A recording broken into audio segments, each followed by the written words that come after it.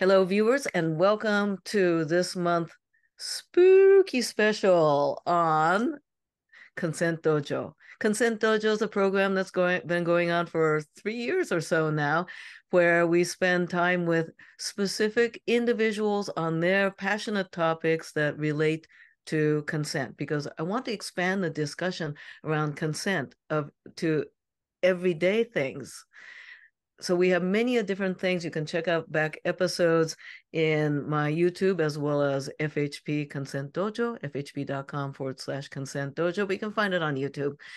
And today I am excited to have a dear, dear, dear friend and one of my favorite performance models, by the way. Just a remarkable human being, a polymath and all that. But I'm going to read the official bio because this is very interesting. Courtney King, yeah, and she, her, death cleaner, that already perks up an interest, life coach, death cleaner, life coach. Nice there. And host of Death Over Brunch. Courtney's an Oakland-based death cleaner and life coach, helping folks figure out how they'd like to die by figuring out how they'd like to live. She is, and I'm proud to say, a Fort FM alum, a fan of checklists, awful puns, and is currently writing an instruction manual on death cleaning for the general public. She's also the host of Death Over Brunch, an event that combines discussion around death with strangers over a shared meal. And I'll be putting links in the chat. Please check it out. It's right over there or wherever it appears. There. Let's dive into, how about an explanation of what the hell is a death cleaner? Well, people kind of have a grip on death. And death cleaner, it's not trauma scene cleaning. Like, I want to start with that. Trauma scene is like when the police come and there's been a homicide or some sort of violent death, and there's like lots of blood and viscera to clean up. This is not that. Death cleaning is more shutting down a home if someone dies. If if they've lived alone, or, they've slowly been downsizing over time and they're in an assisted living unit, and you need to get everything out and either distribute it to the family or to friends or just disperse it. But it has to be out of the home, the assisted living unit, the apartment, the wherever it is. So I guess the short version is it's shutting down a life. Wow. And I am currently going through that in a longer term situation. My wife has as well. And if any in our guests today, our viewers, listeners, also have personal experience with this, please feel free to share about it in the chat as well as in the comments section. Okay, so death cleaning and consent. How does it overlap?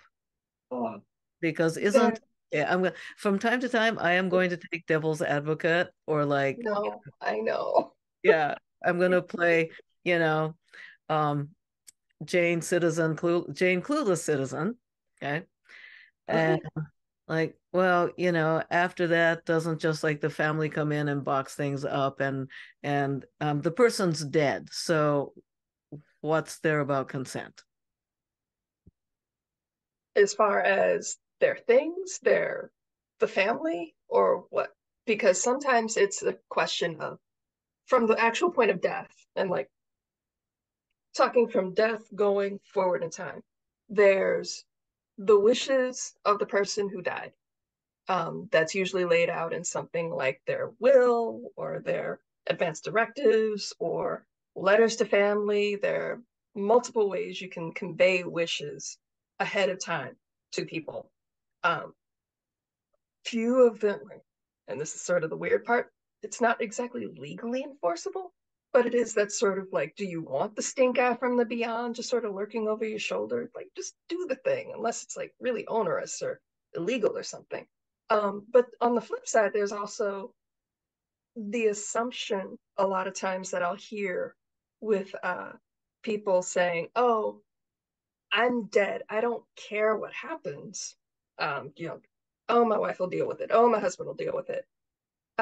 Without any conversation happening around it, and then they die, and then you have this widow or widower who is grieving, and grief trashes your prefrontal cortex, like absolutely wrecks it. Like decision making, plans, higher like complex thought, time. What is time when you're grieving? Like no. Um, so a lot of impairment shows up in grief. That's not a pejorative, that is a statement. Just like that is how people are. So assuming they will have it together to do anything beyond shoving it all in a dumpster or setting it all on fire, both of which are options I've seen people actively ask for when they're grieving, um, is kind of hard and shitty to do to them. Like, are we okay to curse? Go on, all of it. Okay. But it's terrible. It's a terrible thing to do. And it's I mean, yes, you're dead. No, you haven't had the conversation. Just go ahead and say I'm a jerk and be done with it. Like be honest, own that part. But there is the notion of like planning ahead and saying like who is going to deal with these things? Do I want you to deal with them? Do I want and going flipping back to the person who is dying or has died.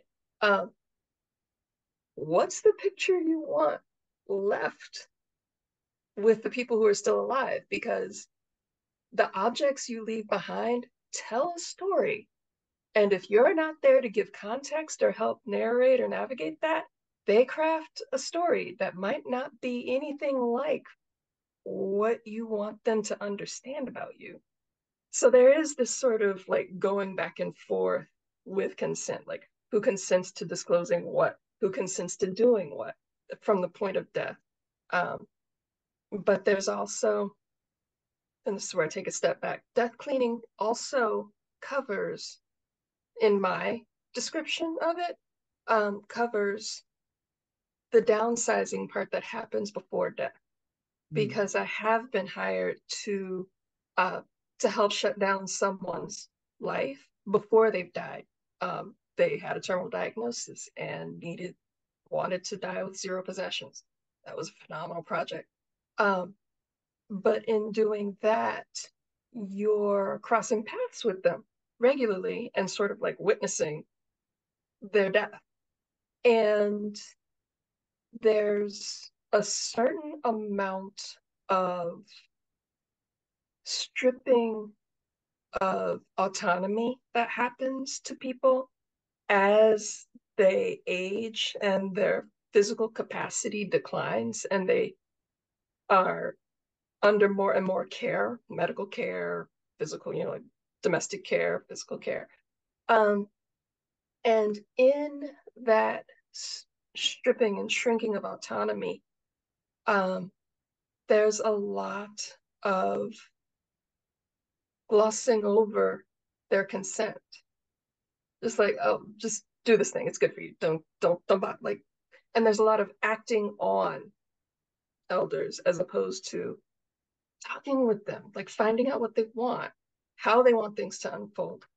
Um, so yeah, I understand consent in death cleaning, both in terms of like after death and before death, and the before death part being something more related to elder autonomy.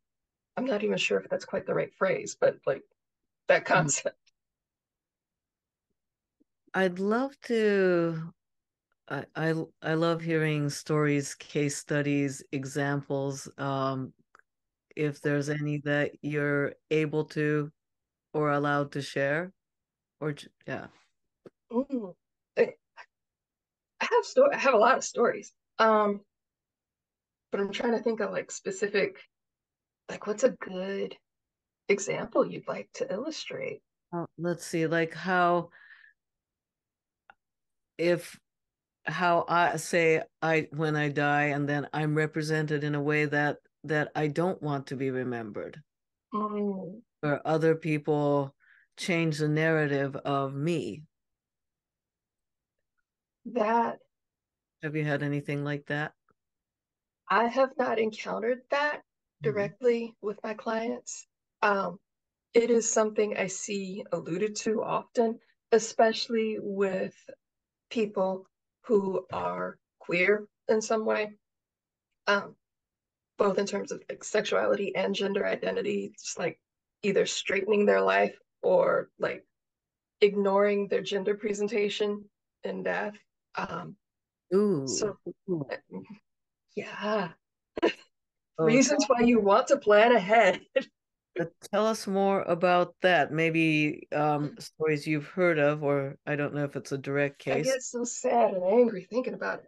Um, like people who are trans, trans woman dies and she's, I don't know, 20, 25. Maybe it was a car accident because she was so young. There's no will, there's no medical directive, there's no indication of who is to handle her affairs.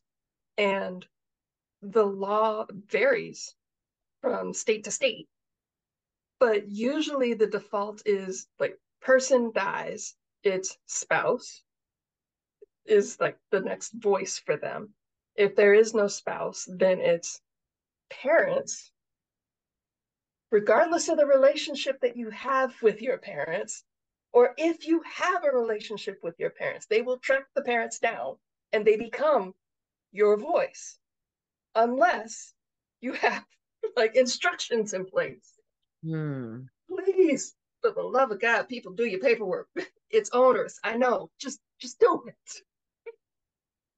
Like it makes me so furious just to like I've heard story after story, none of like not with my clients, but every time I hear it, I'm just like, God damn it, people.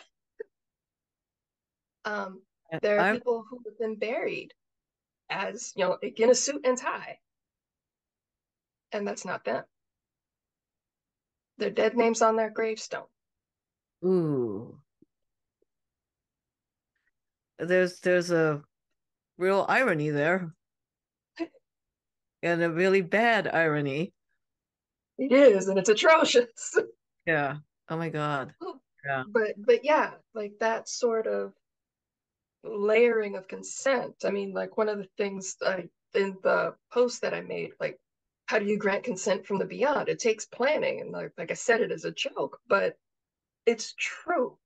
There's like what you want to, there's who you want to have speak for you medically if there's something major that happens.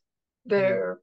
There's who you want handling your affairs, like shutting down your estate, whatever that estate is.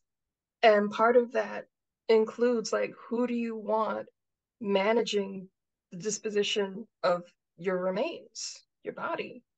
Like, do you want to be cremated? Like, how do you want to be remembered? How do you want to be interred?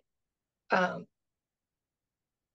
do you want it to be in a way that honors who you were or who somebody you may have a conflict with saw you at some point that's not you? Mm-hmm. Um, Acquaintance of mine from years ago, prominent gay leatherman, coming from a traditional Chinese American family.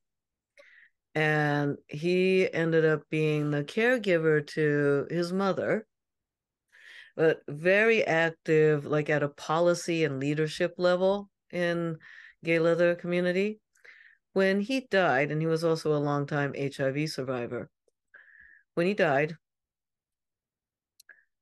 uh, the family came, the birth family came in, took over, destroyed, uh, threw away any leather things and kink things, and did not invite or allow any of his leather circle. Yeah, that that is why it is important to have a plan, a will, all of that stuff in place. Oh, sorry. Also, the uh the throwing away of kink objects is we're at a conversational fork here. Um, we could talk about the kink stuff because that is something that I have had to deal with clients. Um, or we could continue down the planning path. Let's go the planning path. Okay. Um, I actually want to give a shout out, and I put the link in the list of things, the Death Project Manager, because she has like a bare bones, like straight up workbook that you can fill out, and it's just full of questions like, what causes do you believe in? What do you believe in? How do you want to be remembered? If you have a primary care doctor, what do they know about your beliefs? Have you completed durable medical power of attorney paperwork? How to fill out your advanced care directives? What happens to your pets? Like what sort of accounts need to be dealt with? It's all just like a little notebook. And even that, just doing that is such a huge help in like taking a first step. Um, because even a lot of people hear will and think like I have to get an attorney and get all this and that. Just getting it all in one place. Let's just start there and like figure out what you want, what it is you want. This just seems so daunting. And It this was, does. yeah, the Death Project Manager. I do have a question of this. Uh, uh, all of this should or could apply to all life, not just aging. I think it reference to your comment earlier about aging and agency. Absolutely. It does. Like I do believe that. Um, but something I have seen, not but, and something I have seen is that there's much more casualness about disregarding someone's autonomy as they age. That's something I've seen repeatedly in elder care situations. It's just like, whoa. Um, I think that is changing because of conversations around consent that are happening, um, especially in our peer group. And I'm like, say our peer group, and I feel almost like I'm on the old end of that spectrum, but like seeing the conversations happening behind me on the time scale in terms of consent and individual autonomy, I think that's going to carry uh, yeah, that it's going to carry into elderhood as it proceeds. But what I'm seeing now is a lot of almost like a hangover from the 50s or 40s or 50s. And I don't even know if that's quite the right time scale, but there was this era where children are viewed as property. Like, and it's almost like that generation now are like old enough where they're like the elders are viewed as property. They're just objects to be Ah, acted upon. Does that you following me? Am I making any sense here? yeah, yeah. Okay. So I do see that shifting, but right now, like at that far end of the time scale, it's like, yeah, all right. That consent is now being brought in more to everyday conversation with a younger generation that hopefully that goes into thinking about future. But man, death planning, what else about planning? It can be anything, like who something else that does not come up. There's a lot of talk around like who do you want making decisions for you, but you also can dictate who you don't want making decisions for you, which if you can't decide on who you do want, being able to articulate who you don't want at the bedside or involved in any way can prove to be useful in that same sort of way. But no, I do not want my grandmother within a mile of me. Like, oh, all right, noted. Just like those sorts of things. Um, Also, like I mentioned, the pets, like who takes care of the pets. Oh yeah. And yeah, like everything planning for death is squirrely because it encompasses everything in life. Like, not to get hokey with it, but when I die, somebody's gonna have to figure out what to do with the lamps. Like, somebody's gonna have to figure out the books, the wardrobe, like the dishes.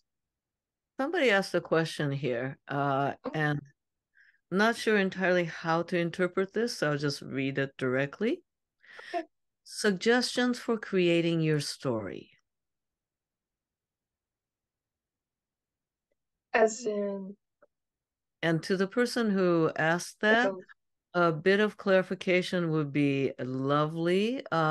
Suggestion for creating your story as how you want to be uh, remember, described at, say, your memorial or your legacy moving forward. Uh, I uh, took it as legacy. okay. I'm not sure what they intended, but like I hear that and I think your legacy. Um, Part of it. There We are a have couple of we have a different. we have a Oh, clarification. awesome! Bring it. How to be remembered. You mentioned to create a story you want to leave. Okay. Um, Everybody leaves stories in their wake. I feel like I'm venturing into Dixie's territory. Mhm. Um, but everybody does. They leave stories in their wake. And like the objects they leave behind also have stories attached to them. Um, and a lot of times you, as the person, bestow the context, those stories onto the objects.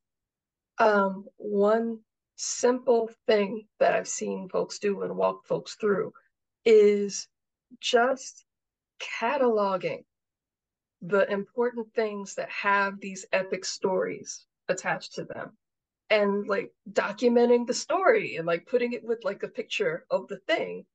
So after they die, they understand what this object is. Why was it important? Where did it come from?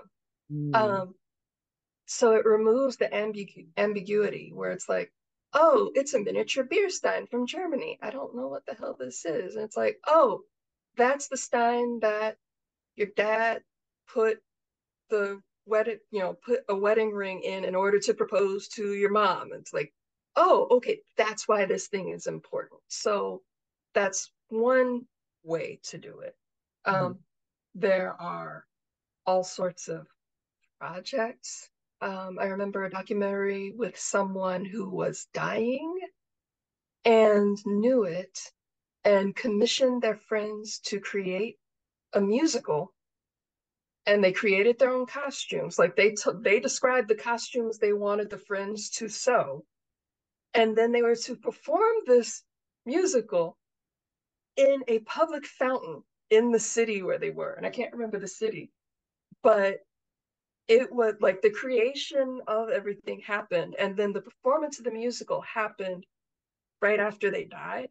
So their legacy became this musical, and it was this bonding experience for everybody, and then like the performance became the memorial. It was like really epic. There are all kinds of ways you can create things, either to convey your values and things that you think are important, or to create a setting or a container for people to collaborate and or reminisce and or hang out in ways that kind of get at the vibe you'd like.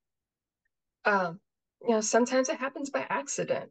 One of the things I talk about is funeral karaoke. It happened to, yeah, yeah, yeah. My grandmother was the director of the music department for Central State University. Very musical family. Um, and she died, and we went back and we were all staying in the hotel because grandma died. We couldn't stay in the house anymore. And the hotel that we were staying at had karaoke the night like we went to the wake, we came back from the wake, there was karaoke, and we descended on the bar. And like very musical family. So they start getting up, everybody starts getting up and singing, and the DJ's like, where are all these ringers coming from? Like, what the hell?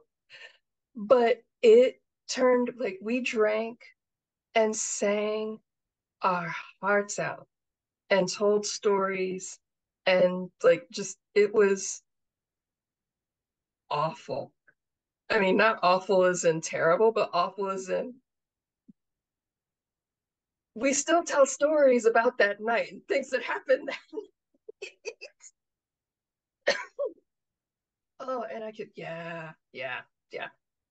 And that encapsulated her. Like the music, the family, the everybody coming together, the shenanigans out in the parking lot, like all of it kind of was like, yeah, this is totally like an extended hanging out at grandma's house sort of deal.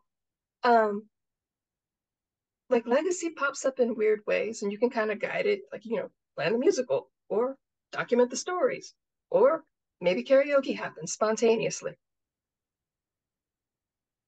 Those are all good ways of guiding and creating your story. And that is, of course, around consent of agreeing upon how we want to be presented. Mm, Uh, yeah. I come from when I landed in San Francisco in the early 90s, there were still funerals mm, from AIDS death. And in the worst of the times, I wasn't here at that time yet, but in worst of the times, it was like 6 weeks or 6 months, you're dead. And people had to think about their mortality, and young men and women too, having to think about their mortality. Now we have long-term survivors that initially went through the planning of their youthful death, and now it's heart attacks and strokes and yeah. old age death. So it's COVID reminded me of that, but of course, Mm, with COVID, the death seemed to be unexpected still, because it's like a flu, and then some people just until it's died not. and died alone Mhm, in while we were in lockdown. Now you were talking about, and I was giving the example, the Leatherman from a traditional family, that many of us have different circles, mhm, and the legacy or how I want to be remembered in each of my circles, my birth family circle may be different than, say, my artist friends. yes. So what do you say about creating consent and legacy for those of us who have different circles of Mm. self-expression? I think I think it is possible.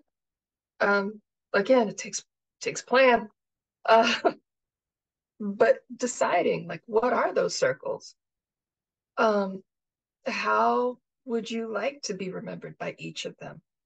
What are things that may be, mm, I don't know if volatile is the right word, but provocative. We'll say provocative for one and not the other. Um, and how do you navigate getting things to the proper circles? That's kind of where I come in.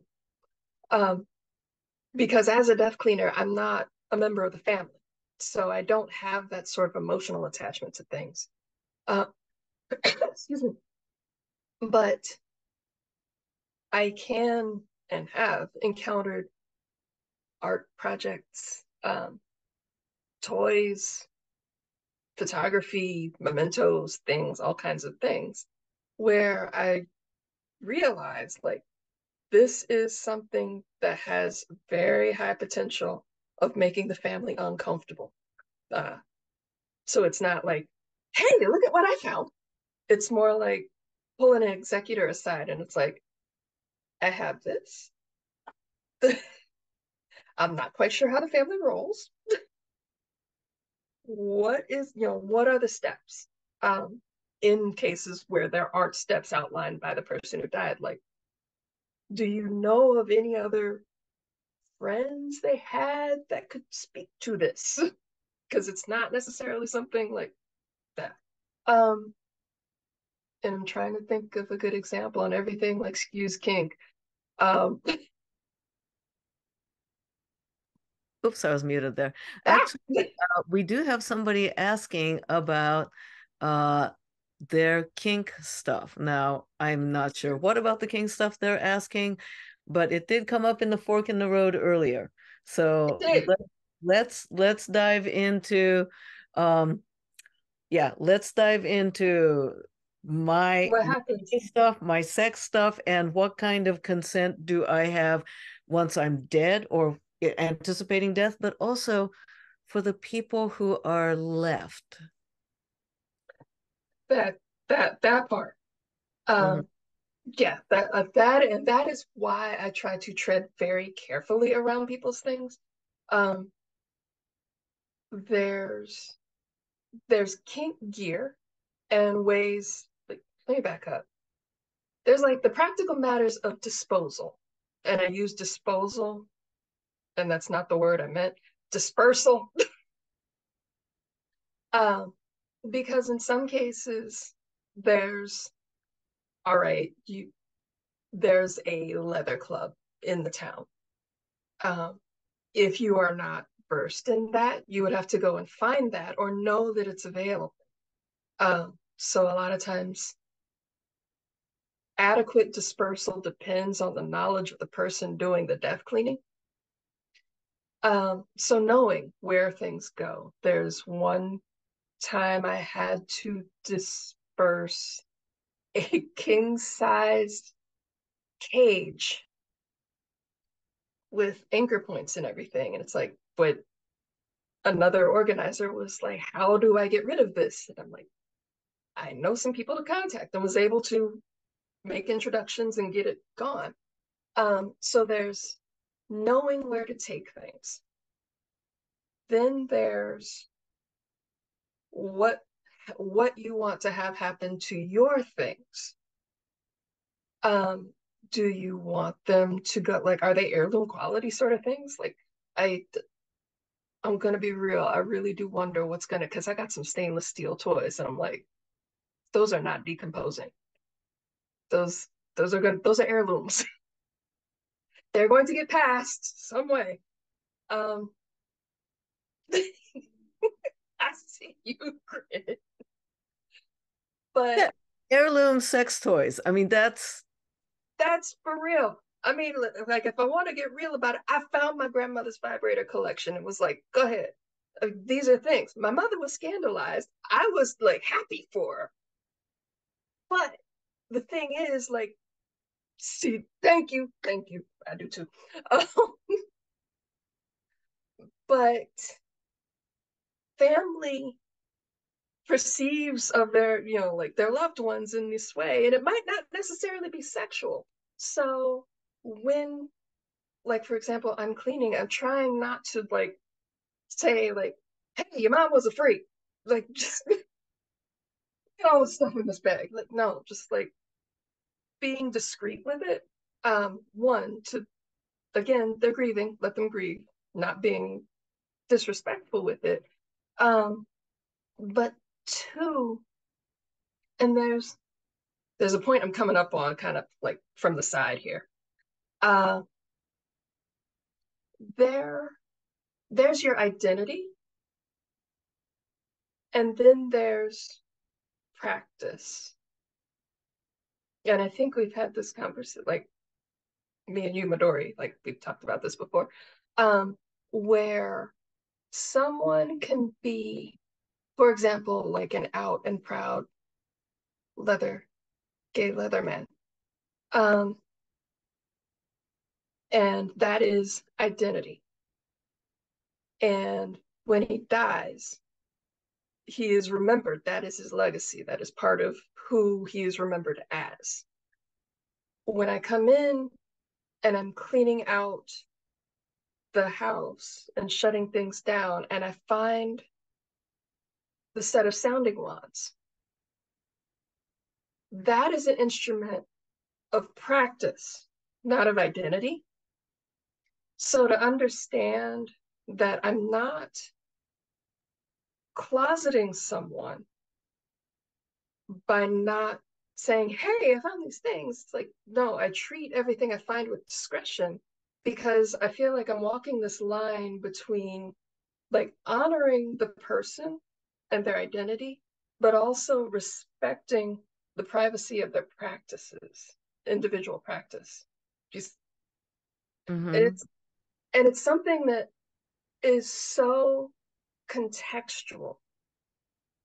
Um, and when it comes to walking that line, um, and this is where like if there is no consent, if there is no documentation on I want my wands to go to XYZ, then it's like erring on the side of discretion kind of preserves some of that. Like they didn't consent to have things, put up on a headline or just like put on blast family or anything like that. But discretion is a bit more, how do I phrase this? It's almost like discretion is the thing you do when there is no consent. Ah, okay. Okay. Um, in terms of kink things, and this might also address the person who asked the question, there is also the Leather Archive and Museum in Chicago. Now, the Leather Archive and Museum is, well, literally a archive of people who engage in kink and leather of all genders and orientations. The memory and the folk ways and the way people live in private lives and our strategies of pleasure get erased. Ordinary people's everyday history get erased by the headlines of famous people and those who write the history that they want to generalize everyone. So sexual culture, such as the Center for Sex and Culture and the Leather Archive, make attempts to document private lives. And for those of you out there who have kink, BDSM, leather related material, if you are welcome to donate them either during your lifetime or after your death, but you do need to have some sort of a story that goes with it because there are archivists and researchers. And if you want to be known by a pseudonym, fine. But you can't just like send them your old leather stuff without context. They actually have boxes and boxes of my stuff. They have my packing list for all of my tours and gigs for the last 30 years.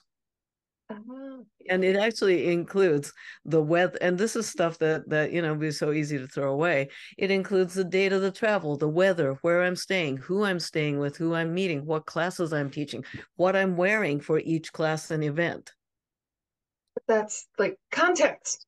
Yeah. Context. That kind of goes back to what I was talking to before. You have objects, and if you don't attach the story to it, the object is devoid of context. So Leather Archives and Museum, and I'll have our person put that in the link. I'd like to read a Yeah, couple things contributing from folks present. yeah. Uh, Attendee writes, a relevant experience I had last year. My dying mother sat down with me and we spent hours examining old photo albums and also her jewelry collection, mostly a lot of funky necklaces, but also things her mother had commissioned, etc. And I asked her questions about each piece and picture. I have a voice recording of all of it. Mm, it's precious. that is priceless Mm-hmm. because one, because of the granting of context to all those objects, but two, it's her voice. That voice is precious. Um, yeah, there's a lot of like, oh, things are important, but a lot of times it's not just about the things. It's about what's attached to them. I have another one. Give me a more, yeah, yeah, yeah, yeah. And somebody writes, I visited my mom last year while she was dying. She wanted me to go through a ton of photos and take some of them with me. As I was going through the photos, I came across some nude photos of her. I just kept going, full well knowing that my brother was likely going to end up with all these photos after her passing. I wasn't close enough with my mom to feel comfortable enough to say anything. Also, yes, there is the potential for that. There's, I'm also like hesitating because it's like, oh, yes, mother relationships. But yeah, like that sort of stuff gets laid bare, pardon the pun, um, with going through things like that. It it's kind of like a charcoal rubbing over all the fault lines in relationships. Where it's like, oh, everything's fine, and you're going through things, and it's like, oh no, there's a whole picture beneath here. That's not cool. That's not cool at all. So like distance, rifts, awkwardness, objects can kind of lay that bare too. That's kind Mhm. of heavy. Another writes in regards to contributing items to places like Center for Sex and Culture or the Leather Archives. They write, without context, archaeologists might determine it all to be, quote, fertility talismans, as opposed to Stone Age dildos. Hello, thank you. But yes, that is true. Um, Because making it a fertility talisman makes it about polytheistic religion of the past. So then it's like religion, as opposed to people who are fucking. it feels good. This feels good. We like it. Yeah. Um, um, but yeah, there's what else do you want to talk about with consent with it? Because like Well, I'm on the edge. I go all kinds of directions. all goes into the direction of, well, there's the ones left living and the ones that have just become ancestors. So Hmm. we will all eventually become, I like this idea of like becoming an ancestor thing. Oh yeah. We'll all eventually become ancestor, newer minted ancestors or long ago ancestors. But how to plan to be good ancestors and what Oh, that has to do with consent. oh. I almost want to like come back around to what I was talking about at the beginning, where it's like deciding, okay, who do I want to take care of my things? Who do I share the stories with? How do I document the stories in a way that can like be paired with the object and passed down, or like that the object retains it in some way, like this, but the story goes on. Um, like making your death plan, all of these things, make it easier for people to deal with. The the person that I worked for who wanted to die with zero possessions, um, they they were very adamant about it. Um, and one of the things that I found really interesting after they died, was at their memorial, the number of people that were there.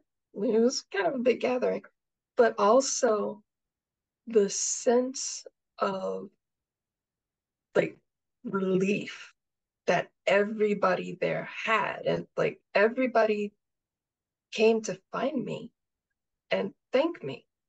And I'm like, I didn't. Um, but they're like, we are free to grieve. And that line stayed with me where it's like, oh, they didn't have to think through what to do with things. Like she had her will, she talked through things with her executor. We worked to disperse everything before she died. So, like, literally, when she died, she had like one plate, one cup, one bowl, one fork, one knife, one spoon, a tracksuit, a nightgown. Seriously, like two blankets. We got it down. And this was like a full floor flat in Simply. Um, and just she was happy because there wasn't the weight of stuff on her, but also everybody that she left behind felt like emotionally, physically, like lighter. They did not have to deal with anything administrative at all. Um, so it was almost like being allowed to be free to grieve and do nothing but grieve made it a richer experience for them. Yeah. I'm gonna get personal. I can give you an example of how not to be, Mhm. how to be a bad ancestor.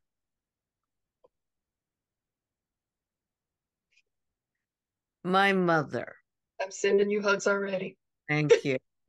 Okay, so my mother, you know, and never mind all the buttons installed, mother, daughter, whatever.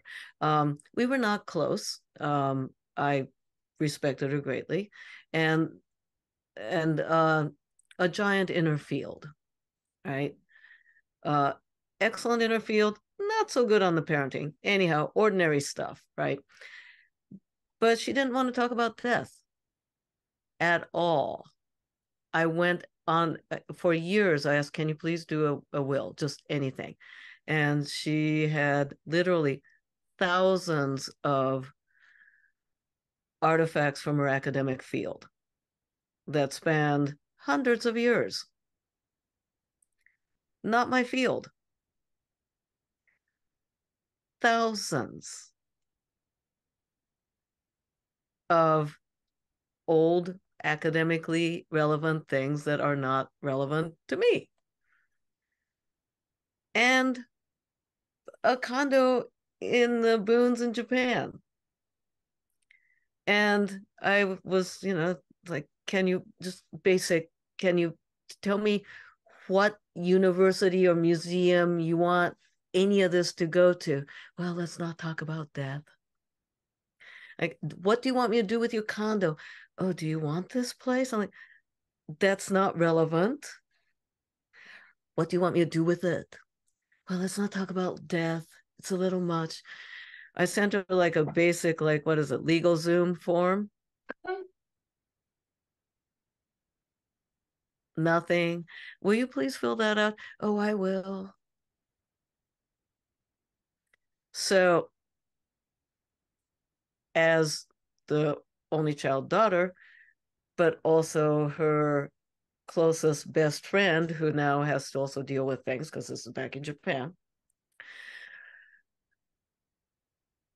Now, what I'm having to remember her by is remembering her as an immature, disorganized, fearful, and left me with a pile of things to do. And trying to find in that a thread of the things that I admired about her.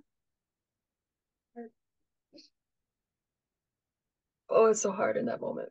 Getting real personal here. Um, but yeah, it's like it really affects my memory of this remarkable human being. It, absolutely. And thinking of another instance where someone uh, died by suicide, and it was planned. It was like a plan, but they didn't make a plan for their stuff. And their widow did not have kind things to say because again, it's that you left me with this shit. Um, and that situation had complicating factors, but there's this grieving person who is also dealing with a house full of stuff where it's like just any small thing you can do to head that off at the pass, do, please. Yeah. Um, Had please. she even just written her wishes on the back of an envelope, date Like, and sign it? like And even just a list of like institutions to go to. yeah, or if it was even like, I want my daughter to have nothing but this teacup. I'm like, okay, at least that's a decision. Thank you. Hello. Yeah. The decision is the gift. Yeah. Oh, that's nice. The decision is a gift. I have a query here, and I'm going to need elaboration on this to the person who asked it. They asked, any thoughts on shame and consent? And if I could use some elaboration on how, in what context you mean this. And then I'll ask you to put that in. And I see somebody raising a hand. Let's see. Does this mean they want to be voiced in? Let me see. Oh, not raising my hand. Let me see if I can. Okay, to the person who raised a hand, you are able to speak. Go ahead. Okay, it was my raising my hand was an accident, but I'll speak anyway. That's okay. Um, can you hear me? Mm-hmm. Yes. Okay, so is my question was shame and consent because it seems even today and how liberal minded we like to think we are, um, so many things that have to do with sexuality are shameful. And I personally would be honored if somebody would discuss my interests. I'm going to use that word, especially my sexual interests and all of my other spiritual quests that I'm on, even though they may be ashamed of, or I think it's still shame. Maybe it's not the right word, but they're not open enough to discuss it in honor that I did. They won't honor me because I did these things, or this is how I live, and this is what I believe in. So, how do you address shame and consent? I mean, it's a double-edged sword, I think, because I have to consent to them sharing my story, but yet they have to consent to wanting to share my story. Hmm. That's all. Okay.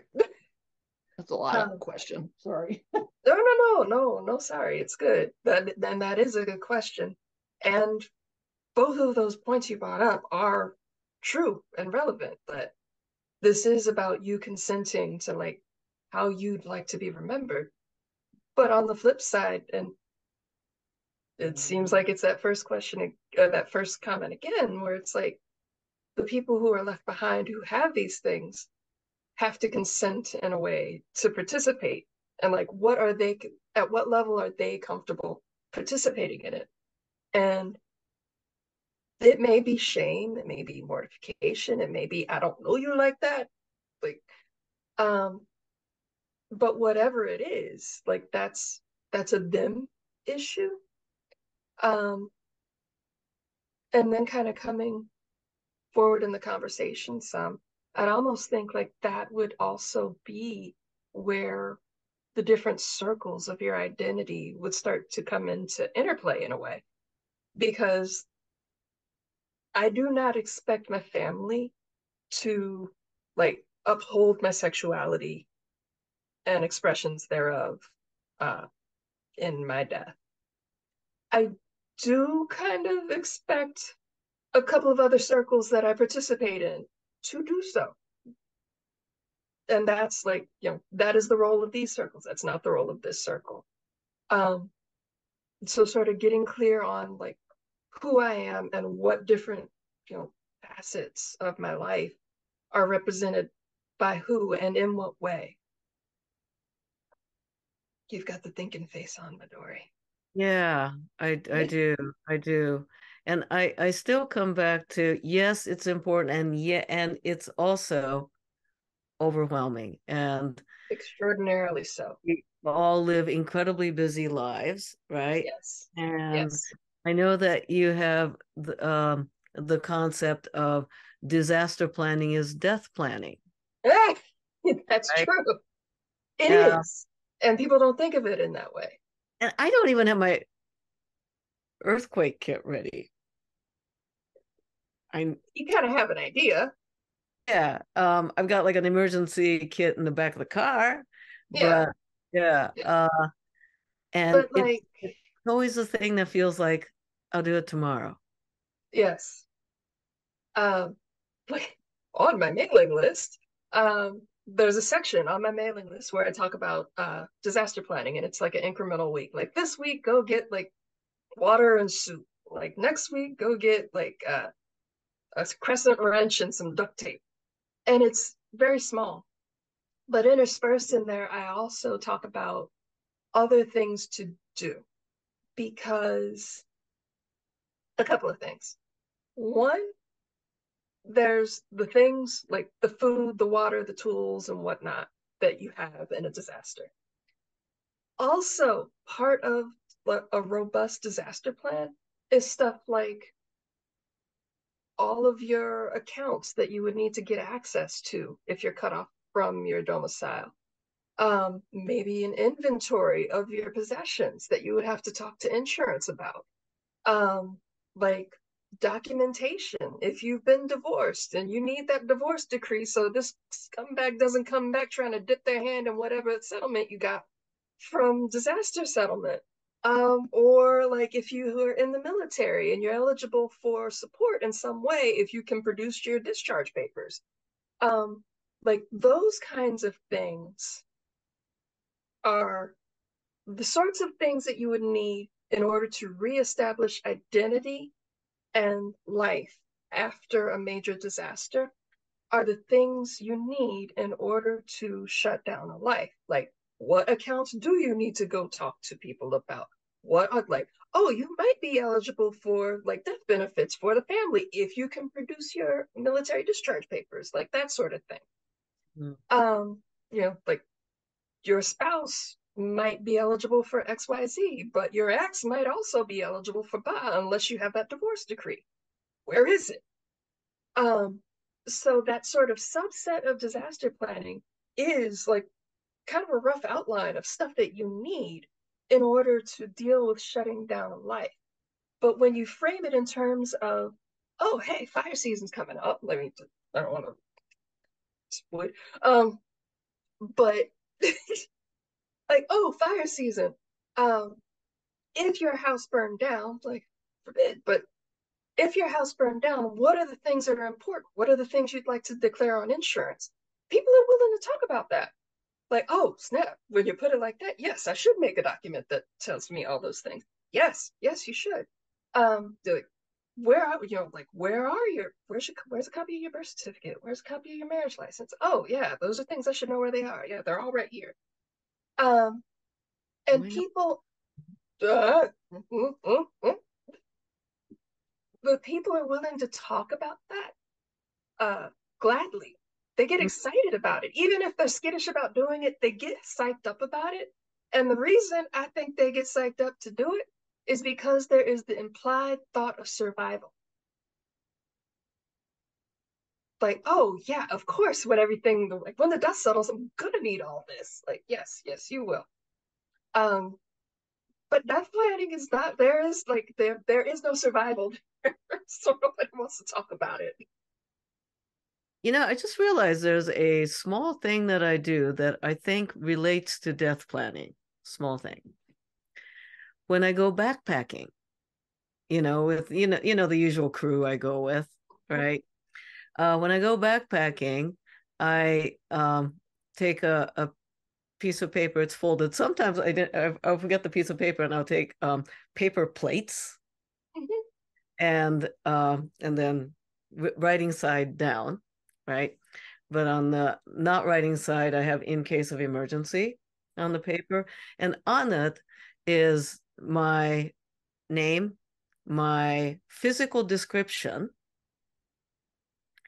what I'm wearing, so like a bright orange coat or whatever, physical description, and emergency contact number, as well as my Garmin number. I'm signaling this is where I have that's where it lives. satellite device, right? So I do put that in for every backpacking trip. So I guess that's a tiny. That's a tiny thing. That's a tiny thing. Because that contact number, like that's probably who's gonna know where things are for you. Mm-hmm. Who's gonna delete your browser hit? I don't know. Now that, okay. So the assumption that the person that is of immediate familial intimacy, whether spouse or parent, sibling, right? The assumption that they handle all of that. We were talking a little about this beforehand. So all that, let's say I die, and all of my life that needs to get shut down, okay, eaten by alien bears, right, and my life needs to get shut down. So then the assumption is everything falls on my spouse. Yes. And I'd like for you to address that assumption. That's the legal, that's the law of the land. We're not going to talk about how legality is. Never mind. That's a whole different conversation. But the assumption is spouse. They get everything. They handle everything. They are the one who you're one who is left. And yeah, it's like spouse, then parents, then siblings, then aunts and uncles, and then I think nieces and nephews. There's like a hierarchy of relatives, but it like follows that sort of line. But that might not necessarily be the case. I know one person who is single, and their mother is still alive, and they have specified that their mother is not to be involved in any of their death planning or any of their advanced medical directives, because she said, if at a certain point I'm going to want the plug pulled, and I do not think my mother has the strength to pull it. Which is like relevant. Yes, yes. But that's also the case for spouse. And it might not necessarily be the case in every situation, but knowing your person, knowing that you're in that relationship, you know them. Do you know and trust them to do the thing that you want done, even if it runs counter to what they would want? So I have other friends who they're married, but the person who handles all the things is a third party. They have named a close friend, because they understand like they're both like not going to be in decision-making mode when things actually pop off. Where I am in conversation with my spouse setting things up now. They're not going to be in charge of things for me. That's like maybe that will change, but right now, no, not a thing. Is it possible also to have like different parts of your life be like, okay, so for example, my artwork, right? I could see my artwork stuff in my studio, Have I had you over at my studio? I can't remember. Not this one, no. Okay. Gotta have you over sometime. Like stuff at my studio, I could see one of my curator or artist colleagues knowing better what to do with it. Mm-hmm. Um, I could see um things like medical directive or category of like the medical and insurance stuff being one person. One person. But I can't expect them to know what to do with giant weird sculpture. Yep. And I've seen your archive. Yeah. Uh, And what to do with that. Yeah. but that also goes back, I think, to the whole role that your circles play, where it's like, oh, these people know me in this capacity, these people know me in this capacity. So there are different facets of your life, but also like the more mundane parts too. So like, well, there's because my partner's not really going to be involved with the medical part, Yeah. but they're totally going to be on it with the financial part. Like, Yeah. so like there's admin parts, there's like actually dealing with the tangible things part, there's My cats your cats, might not the be, cute cats. yeah, yeah, one psycho, but Still cute. mama's boy. Um, my cats might be, I might be in my current situation, yes, it would be my spouse. But if I do not have my spouse, then I have to find somebody who loves cats and Mm-hmm. knows how to medicate cats or And to, understands your cats. right, understand my cats or to be responsible enough to find appropriate another forever home without just dumping them off at a shelter. Yeah, yeah. So like, what are the parts of your life? And if it is, I want to come back because like you do say it's overwhelming, and yes, it is overwhelming.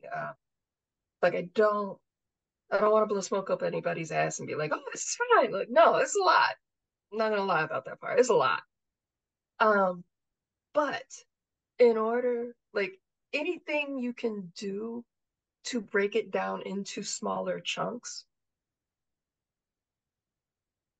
try it. Like, please. Like, what were you gonna say? You help people with this, right? Yeah. Not just like the actual sorting thing, but can people say, could I consult you, have you as a consultant to hold my hand through simple decisions? I have done that before, yes. Okay. So That all is right. a thing. Yeah. Okay. So that sounds like a very practical way to do things before the old shit hits the fan. That is a thing. Kind of like a Uh, death planning accountability coach. accountability buddy. Yeah. I could see that being helpful for somebody like me, who's like, too much. Yeah. Yeah. Hmm. So for That's those of you who are by the way, are you taking clients? yes. Okay. So people can contact you about that. Yeah, if you're curious, drop me a line. Yeah. Okay. What are some simple Okay, so now we're heading towards wrapping this conversation up, and I want to invite those in attendance for any last minute questions as well as impressions and experiences of our conversation. Share, ask some practicals, um, simple things to do, or even homework. I like asking my guests for homework that people can do on these big topics. Homework. Uh, the one thing I talked about before was people joke about like having somebody delete their browser history if they die or get hit by a bus or something. Um, and that might not necessarily be your spouse. Um, but do you have somebody that you trust to deal with your digital path And, trail? Say and trail. speaking of shame, embarrassment, or things held concealed, ooh, browser history. And if you do have someone in mind to deal with your browser history and that assorted knot of things, do they know? Have you had that conversation with them? Um, yeah, that that seems like a useful thing to do. It's very small, it's very abstract, uh, it's very useful, and it might jumpstart bigger conversations. So then the homework is think about who you might have to delete your browser history. Mm-hmm. Okay. And just even to think about it, right? And maybe to ask that person. Totally.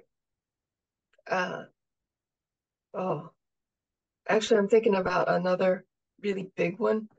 Because I mean, who am I okay seeing that I was actually looking up tentacle porn? Hmm. I'm not going to say the things in my browser history. Nope. Anyway, the other thing that I was going to throw out as a suggestion, and I don't know like how universal this um, is password manager. Hmm. Password manager.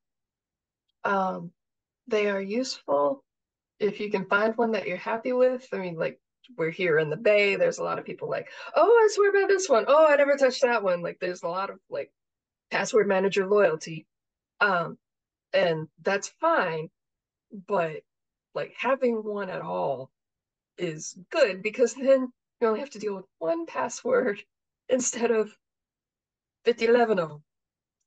And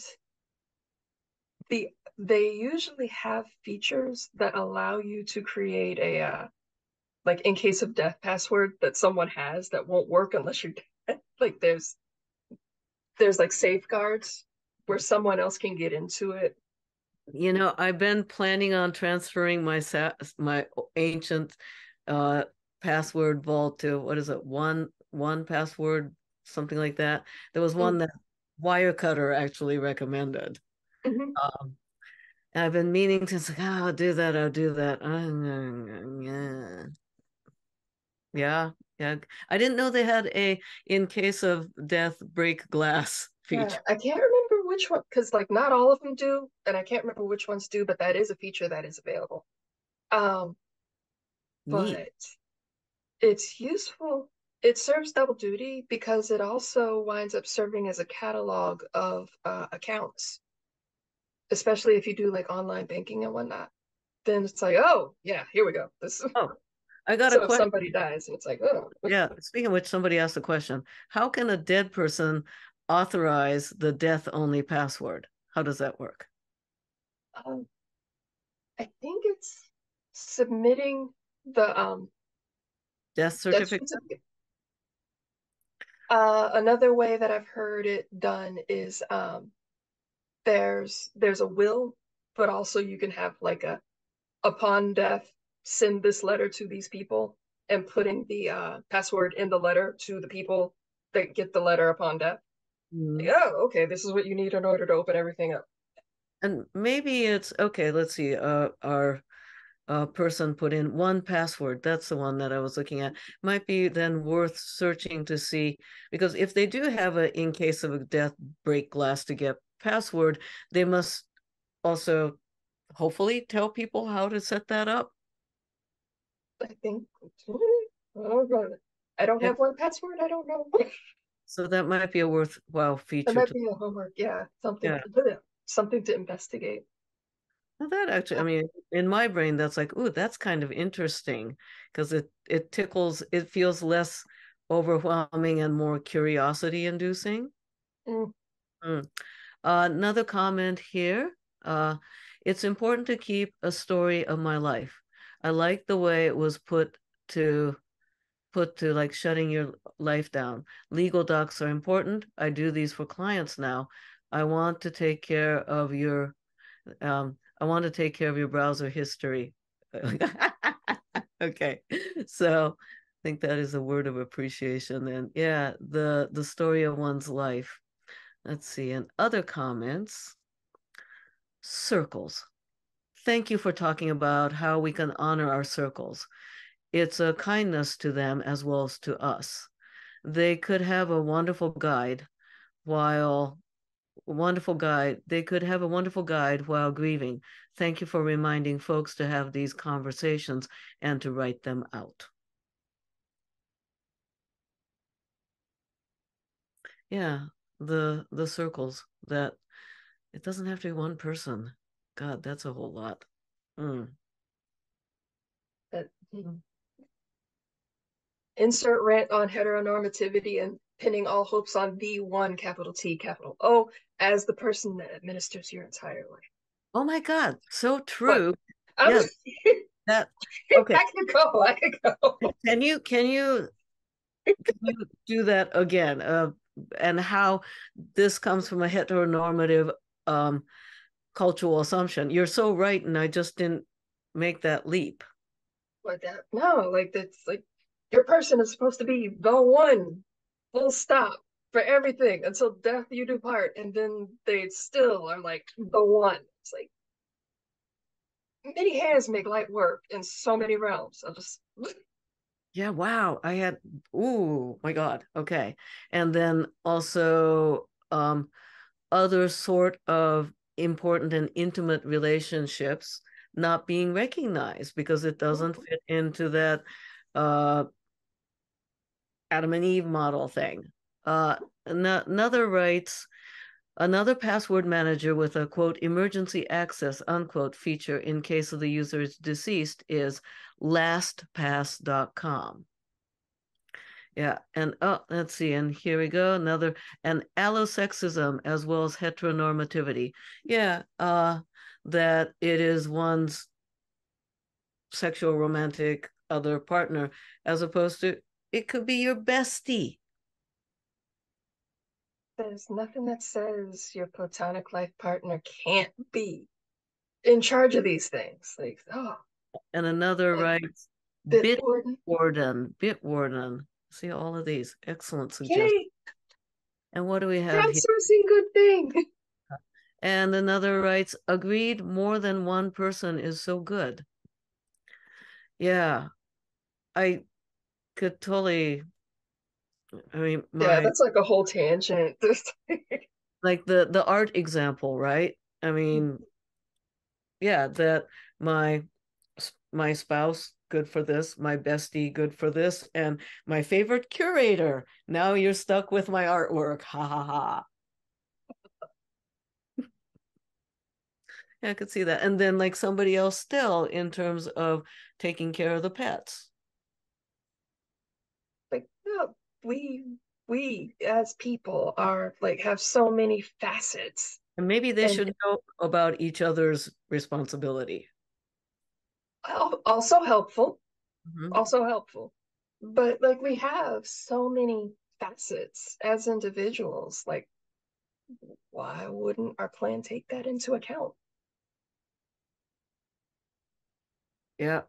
Still intimidating, maybe just a smidge less intimidating with the information around the looking at password protectors, vaults, of thinking about who I would want to look at and delete my browser history. Now, that was a homework for all of us, so it can just be a thought exercise, y'all. It can be a Yeah, thought like exercise. And if you want to take the next step to talk to that person, great, but as a thought exercise. yeah, Uh, yeah. yeah. Let's see. And somebody wrote, "Can I leave my artwork to the Met or MoMA? It's a good way of sneaking into their collection." Let's say develop a relationship with the museum's registrar. Yeah. Just saying. Yeah. And if I had the large chunk of money to attach to take my collection and here's my $100 million, as Yeah. opposed to here's my $100. Oh my God. We'll And talk at some other point about my previous lives. um and speaking of money, I want to shout out to my citizens of Planet Midori, my Patreon subscribers, because this program is free, meaning I need to honor my labor. And there's planning and conversation that goes into this to make this available, accessible, free, and an ongoing program that support from my Patreon subscribers make this possible. And to do the work that is not recognized by capitalistically centered world. I want to thank my Patreon subscribers, and I hope that you'll consider joining as well, dear viewers, because I have a lot of really cool things in there. I really do, and I'm actually trying to persuade Courtney into maybe doing some of workshopping the workshops and sharing more tips. I said, yeah, but I have to develop the thing in order to say it. Oh. And for those of you, let's see, I've got another comment here. And asking for the links. Links are in the chat now. And for those of you who are viewing later, the links will be in the text. And yeah, excellent links are showing up. And my Patreon is patreon.com/Planet Midori. All my stuff's Planet Midori on that. I do now have an art Instagram and just putting my art and my art adventures, and it's planetmidori.art. Thought I'd keep it simple. So thank you for the homework. Thank you for your wisdom, your time, your kindness, your compassion, because this must be soulful and heavy work. I have a righteous self-care routine. Maybe that's another thing to talk about another time. Yeah. And I welcome any last comments from those in attendance, and perhaps words of reflection or gratitude to our lovely guest. And looking at having me. now, this is really important, and also super appropriate on Halloween. Yes, where we can be talking, the ancestors that might be about us going, yeah, that's right, planet, damn it. And also the ones that are like, shit, I thought I threw that away. Do that. Another writes, thank you both so much for this wonderful conversation.